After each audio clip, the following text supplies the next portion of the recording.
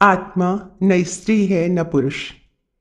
मनुष्य की मूल सत्ता न शरीर है और न उसकी इच्छाएं आकांक्षाएं, बल्कि आत्मा ही मनुष्य का मूल स्वरूप है। यह आत्मा न किसी प्राणी में कोई अतिरिक्त विशेषताएं लिए रहता है, न कोई न्यूनताएं हैं। आत्मा की सभी विशेषताएं समान रूप से सभी प्राणियों में विद्यमान रहती हैं और वह अपने मूल स्वरूप में रहता हुआ ही विभिन्न शरीर धारण करता है। विशेषता और अविशेषता की दृष्टि से आत्मा में इतना भी भेद नहीं है कि उसका लिंग की दृष्टि से कोई निर्धारण किया जा सके। संस्कृत में आत्मा शब्द नपुंसक लिंग है। इसका कारण यही है, आत्मा वस्तुतः लिंगातीत है, वह न स्त्री है न पुरुष। आत्मा तत्व के इस स्वरूप का विश्लेषण करते हुए प्रायः प्रश्न उठता है कि आत्मा जब न स्त्री है और न पुरुष, तो फिर स्त्री या पुरुष के रूप में जन्म लेने का आधार क्या है? इस अंतर का आधार जीव से जुड़ी मान्यताएं ही हैं। जीव चेतना भीतर जैसी इच्छा करती है, वैसे संस्कार उसमें गहरे हो जाते हैं। अपने प्रति जो मान्यता दृढ़ हो जाती है, वही व्यक्तित्व रूप में प्रतिपादित होती है। ये मान्यताएं स्थिर नहीं रहती, फिर भी सामान्यतः इनमें एक दिशाधारा का सातत्य रहता है। किसी विशेष अनुभव की प्रतिक्रिया से मान्यताओं में आकस्मिक परिवर्तन भी आ सकता है, या फिर सामान्य क्रम में धीरे धीरे क्रमिक परिवर्तन भी होता रह सकता है। यह मान्यता अंतःकरण से संबंधित होती है। अंतःकरण के 4 अंग हैं: मन, बुद्धि, चित्त और अहंकार। अहंकार का अर्थ है वह अस्मिता भाव जिसके सहारे व्यक्ति सत्ता का समष्टि सत्ता से पार्थक्य दिखाए। जब अहम भाव का संपूर्ण नाश हो जाता है, तो समुद्र में बूंद की तरह व्यष्टि का समष्टि में लय हो जाता है। उसकी स्वतंत्र सत्ता नहीं रह जाती। स्वतंत्र सत्ता अहम भाव पर अवस्थित है। इसी अहम भाव में जो मान्यताएं अंकित संचित हो जाती हैं, वे ही व्यक्तित्व की विशेषताओं का आधार बनती हैं। इन विशेषताओं में लिंग निर्धारण भी सम्मिलित है। जीवात्मा पुरुष रूप धारण करेगी या स्त्री रूप, यह इसी अहम भाव की मान्यता पर निर्भर है। उसमें जैसी इच्छा उमड़ेगी, जैसी मान्यताएं जड़ जमा लेंगी, वैसा ही लिंग निर्धारण भी होगा। आधुनिक मनोवैज्ञानिक शब्दावली में अहंकार को अचेतन की अति गहन परत कह सकते हैं। इससे ही ईगो और सुपर ईगो का स्वरूप निर्धारित होता है। ईगो के स्वरूप में रोज रोज आमूल चूल परिवर्तन असंभव है। मान्यताएं, आस्थाएं बहुत गहरी जड़ें जमाए रहा करती हैं। उनमें आए दिन ऐसी हेर फेर बदल नहीं हो सकती कि पूरा ढांचा ही बदल जाए। परंतु जब भी मान्यताएं बदलती हैं, तो उनका प्रभाव स्वाभाविक ही बहुत गहरा और दूरगामी होता है। वाल्मीकि, अजामिल, अम्बपाली ने अपने बारे में मान्यता बदली, तो उनका व्यक्तित्व ही बदलता चला गया। जिस स्तर तक मान्यताएं परिवर्तित होती हैं, उसी स्तर तक व्यक्तित्व में हेर फेर हो जाता है। लिंग परिवर्तन भी ऐसे ही गहरे हेर फेर से संभव है। जब कोई आत्मा अपने वर्तमान लिंग के प्रति गहराई से असंतुष्ट होती है, या जब उसकी मूलभूत प्रवृत्ति की दिशा ही बदल जाती है, तो लिंग परिवर्तन समेत व्यक्तित्व में अनेक परिवर्तन हो सकते हैं। ऐसे परिवर्तन में इस जन्म की नारी अगले जन्म में पुरुष और इस जीवन का पुरुष अगले जीवन में नारी बन सकता है। कीड़े मकोड़े जिस परिवेश में रहते हैं, उसका प्रभाव उनकी त्वचा के रंग तक पर पड़ता है। हरे पेड़ पर रहने पर हरापन बढ़ जाता है। काले या भूरे वृक्षों, वनस्पतियों के बीच उनकी त्वचा का रंग भी वैसा ही हो जाता है। आत्मा भी मान्यताओं के जिस परिवेश में रहती है, उसका उसके नर या नारी होने पर भी प्रभाव पड़ता है। चीते के शरीर पर घास के प्रभाव से पड़ जाने वाली भूरी चितकबरी लकीरों पट्टियों की तरह मान्यताओं और अनुभूतियों का प्रभाव आत्मपटल पर पड़ता ही रहता है। व्यक्तित्व में जो प्रवृत्तियां प्रधान हो जाती हैं, जीवात्मा का वही लिंग बन जाता है। नारी प्रवृत्तियों की प्रधानता से कोई लड़का अगले जन्म में लड़की बन सकता है। पुरुष प्रवृत्तियों का प्राधान्य किसी लड़की के अगले जीवन में लड़का बनने का कारण बन सकता है। यो सामान्य क्रम में भी हर व्यक्ति में दोनों ही लिंगों संबंधी कुछ प्रवृत्तियां विद्यमान रहती हैं, किंतु प्रधानता किसी एक की रहती है। ऐसे पुरुषों की कमी नहीं जो पूरी तरह पुरुष होते हुए भी करुणा, वात्सल्य, ममता, मातृ हृदय की कोमलता से संपन्न हो। ऐसी नारियां भी कम नहीं जो नारी की समस्त विशेषताओं के साथ आक्रामकता, लड़ाकूपन जैसी पुरुष प्रवृत्तियों से भी भरपूर हों। जब तक ये विशेषताएं सीमित रहती हैं, प्रधानता अपने ही लिंग स्वभाव की बनी रहती है। तब तक तो ये व्यक्तित्व के गुण और क्षमताएं बनी रहती हैं। जब इनकी असामान्य वृद्धि होने लगती है, तब वे चर्चा का विषय बन जाती हैं। किसी पुरुष में स्त्री सुलभ प्रवृत्तियां अधिक हो जाने पर उसे स्त्रीण कहा जाता है। नारी में पुरुष प्रवृत्ति की प्रधानता दिखने पर इसे मर्दानी कहते हैं। जब बात और आगे बढ़ती है तो दोनों को ही जनघा, हिजड़ा कहा जाता है।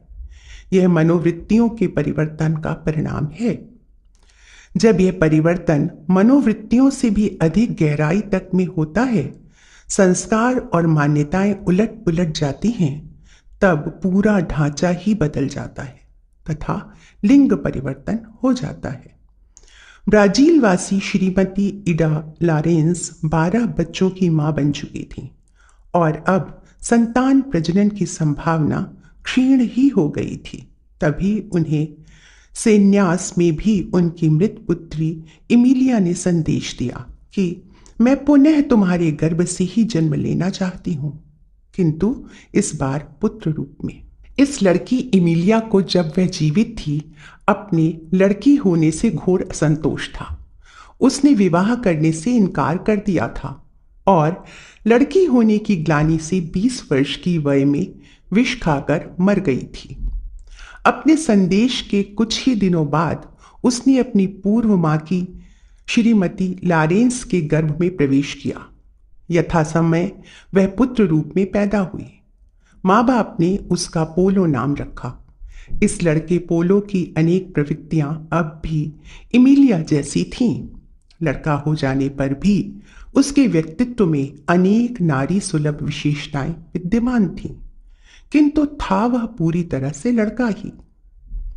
श्रीलंका की एक 2 वर्षीय लड़की ने बताया कि पूर्व जन्म में वह लड़का था। परा मनोवैज्ञानिकों ने उसके बारे में सुना तो संपर्क किया और खोजें की। उसके बताए हुए पूर्व जन्म संबंधी विवरण प्रामाणिक पाए गए। अपने पूर्व जन्म में तिलक रत्न नामक लड़का होने की बात उसने बताई। उस लड़के की जो जो प्रवृत्तियां गतिविधियां बताई, छानबीन होने पर उनकी पुष्टि हो पाई। पता यह चला कि तिलक रत्न में नारी सुलभ विशेषताएं उस जीवन में ही विद्यमान थीं। विज्ञान का हर विद्यार्थी यह जानता है कि प्रत्येक मनुष्य में उसके भीतर उभय लिंगों का अस्तित्व विद्यमान रहता है। नारी के भीतर एक नर सत्ता भी होती है जिसे एनिमस कहते हैं। इसी प्रकार हर नर के भीतर नारी की सूक्ष्मता सत्ता विद्यमान होती है जिसे एनिमा कहते हैं। प्रजनन अंगों के गह्वर में विपरीत लिंग का अस्तित्व भी होता है। नारी के स्तन विकसित रहते हैं, परंतु नर में भी उनका अस्तित्व होता है। कभी कभी किसी व्यक्ति के भीतर छिपा यह विपरीत लिंगी व्यक्तित्व प्रबल हो उठता है। ऐसी स्थिति में कुछ शल्य क्रियाएं किए जाने पर परिवर्तित लिंग वाला व्यक्तित्व पूरी तरह उभर आता है। उसमें कोई भी असामान्यता शेष नहीं रह जाती। स्पष्ट है कि आत्मा नर नर है न नारी। वह एक दिव्य सत्ता पर भर है। समयानुसार, आवश्यकता अनुसार वह तरह तरह की रंग बिरंगी परिधान पहनती बदलती रहती है। इसी को लिंग अवस्था समझना चाहिए। सर्दी की ऋतु में गर्म और भारी कपड़े पहनने की आवश्यकता अनुभव होती है और गर्मी में हल्के वस्त्र पहनने या नग्न रहने की इच्छा होती है। नर मादा रूपी दो आवरण दो ऋतुओं के लिए हैं। आत्मा की जब जैसी रुचि होती है तब वह वैसे वस्त्र पहन लेती है। कभी गरम भारी, कभी ठंडे झीने, कभी खट्टा स्वाद चखने की इच्छा होती है तो कभी मीठा। मादा के जीवन का अपना आनंद है और अपना स्तर। उसे देखें, समझें और अनुभव किए बिना आत्मा की तृप्ति नहीं होती। जब स्नेह, वात्सल्य, समर्पण, सेवा की प्रवृत्तियां उभारने की शिक्षा लेनी होती है, तब नारी के शरीर में प्रवेश करके उस तरह का अध्ययन, अनुभव, अभ्यास करना होता है। और जब शौर्य, साहस, पुरुषार्थ, श्रम की कठोरता का शिक्षण आवश्यक होता है, तब उसे नर कलेवर पहनना पड़ता है। मृदुलता, कठोरता के उभय पक्षीय समन्वय से जीवधारी की समग्र शिक्षा हो पाती है। यदि वह एक ही योनि में पड़ा रहे तो उसके आधे ही गुणों का विकास हो पाएगा और उस अपूर्णता के रहते सर्वांगीण पूर्णता का लक्ष्य प्राप्त न हो सकेगा। अस्तु भगवान ने यह व्यवस्था बना रखी है कि जीवधारी कभी मादा शरीर में रहा करे, कभी नर में। यह परिवर्तन धूप छाह जैसे उभय पक्षीय आनंद की अनुभूति कराता है और जीवन के दोनों पहलुओं से परिचित ही नहीं, अभ्यस्त भी कराता है। यह सोचना भी ठीक नहीं है कि नर जन्म जन्मांतरों तक नर ही रहेगा और नारी को नारी ही रहना पड़ेगा। अभ्यास और रुचि परिपक्व हो जाए तो एक ढर्रा भी कई जन्मों तक चला रह सकता है, पर यदि तीव्र उत्सुकता उत्कंठा हो तो वह परिवर्तन अगले ही जन्म में हो सकता है। नर यदि नारी जैसी मनोभूमि और गतिविधियां अपनाकर उस तरह की उत्कंठा तीव्र करे तो अगले जन्म उसे नारी के रूप में भी मिल सकता है। इसी प्रकार नारी के लिए यह सर्वथा संभव है कि वह पुरुषोचित गतिविधियां और मनोवृत्तियां अपनाकर अगला परिवर्तन अपनी अभिलाषा के अनुरूप कर ले। यो प्रकृति के नियमानुसार बिना किसी प्रयत्न के भी यह परिवर्तन होते रहते हैं। शरीर शास्त्री यह तथ्य भली प्रकार जान गए हैं कि हर जीवधारी में नर और नारी की उभय पक्षीय सत्ता बीज रूप में विद्यमान रहती है। उसका जो पहलू उभरा रहता है उसी को समर्थ और सक्रिय रहने का अवसर मिलता है और दूसरा पक्ष प्रसुप्त स्थिति में पड़ा रहता है।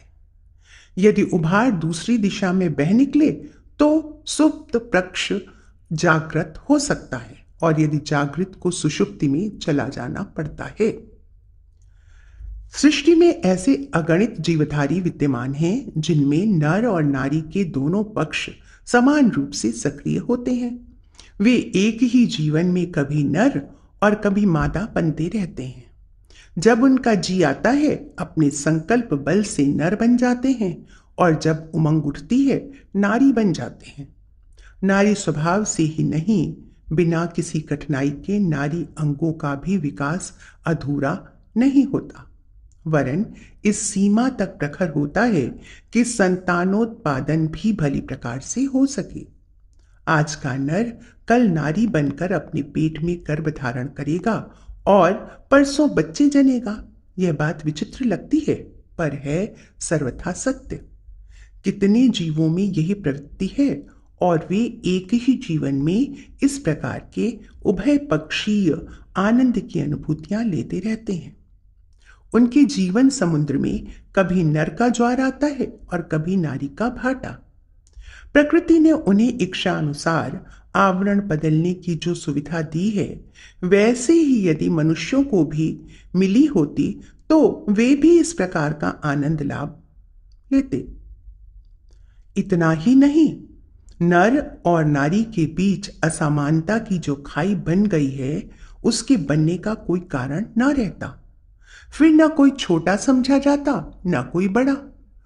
किसी को किसी पर आधिपत्य जमाने की खुराफात भी नहीं सूझती। गोल्ड स्मिथ, होश, रोश, हरिसन और आदि प्राणीवेत्ताओं में तितलियों की कलम एक दूसरे को लगाकर उनका लिंग परिवर्तन कृत्रिम रूप से संभव बनाकर दिखाया है। विज्ञानी डब्ल्यू हिरम्स ने मछलियों की कई जातियां उभयलिंगी पाई हैं और कुछ प्रयोगों में छोटे ऑपरेशन करके उन्हें परिवर्तित लिंग का बनाया है। पक्षियों में भी लिंग परिवर्तन के ऑपरेशन बड़ी मात्रा में सफल हुए हैं। कुछ कीड़े होते हैं जो एक ही शरीर में बार बार उभयलिंगी परिवर्तन करते रहते हैं। वे कभी नर बन जाते हैं तो कभी मादा। कीट विज्ञानी प्रो ओर्टन ने ऐसे जीवों की खोज की थी जो एक ही जन्म में कभी नर रहते हैं कभी नारी। ओयस्टर ऐसे जंतुओं में अग्रणी हैं। वे मादा की तरह अंडा देने के बाद 1 मास बाद ही नर बन जाते हैं और उभय पक्षीय लिंग में रहने वाली विभिन्नताओं का आनंद लूटते हैं। ऑस्ट्रिना गिवासा स्लग लाइकियकस जाति के जलचर भी उभयलिंगी रसास्वादन का क्रम परिवर्तन करते रहते हैं। लिमेस्ट्रिया पतंगा भी इसी स्तर का है। वह कभी नारी होता है तो कभी नर। आयस्टर वर्ग जाति का मोलस्क घोंघा अपना लिंग परिवर्तन करता रहता है। कभी वह मादा होता है तो कभी नर। 40 साल की पूरी आयु यदि वह जी सके तो प्रायः 1 दर्जन बार वह अपना लिंग परिवर्तन कर सकता है। सृष्टि में ऐसे जीव जंतुओं की संख्या कम नहीं जो उभय लिंगी होते हैं। एक ही शरीर में शुक्र और डिंब उत्पन्न करने वाली ग्रंथियां होती हैं। जब उनमें प्रौढ़ता आती है तो प्रजनन स्राव अपने आप प्रवाहित होते हैं और रक्त संचार के सहारे उनको आत्मरति का आनंद, प्रजनन का लाभ मिल जाता है।